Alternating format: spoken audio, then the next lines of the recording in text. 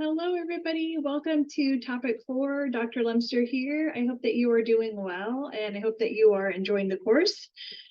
Okay, let's take a look at the assignment in this topic. So the assignment is man versus nature. There is a template for you to fill out, so we'll walk through that template together.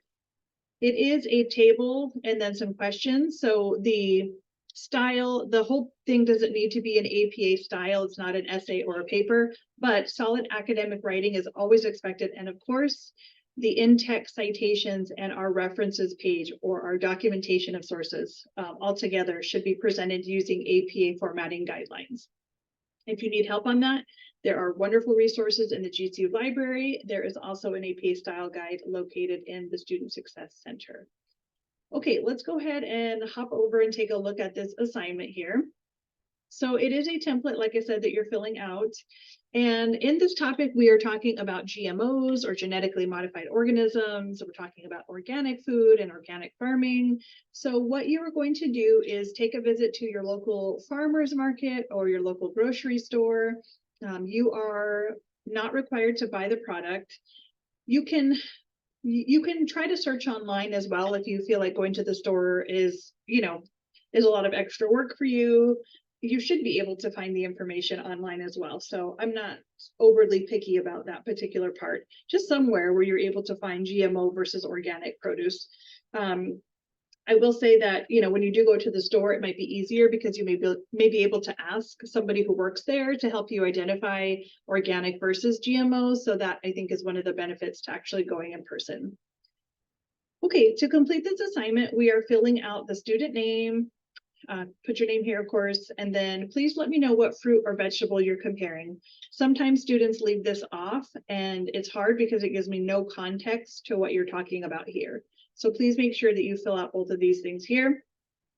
And then as you can see, the table is just a comparison of GMO versus organic.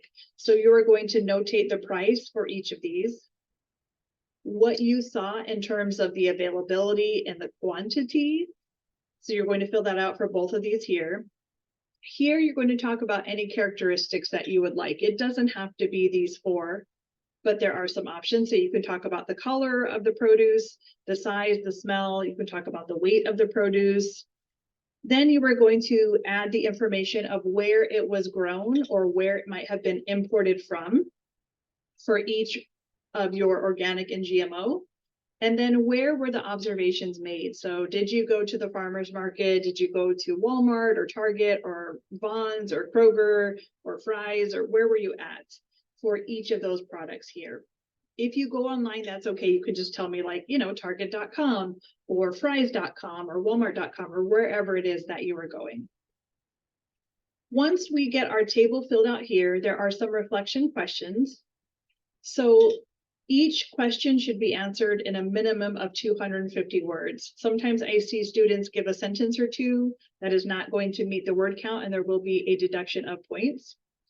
In number 1, you were going to reflect on what are some of the arguments for labeling GM foods. So the people who feel like, yes, I would love for my foods to be labeled if they are genetically modified, what are those arguments or reasons for that?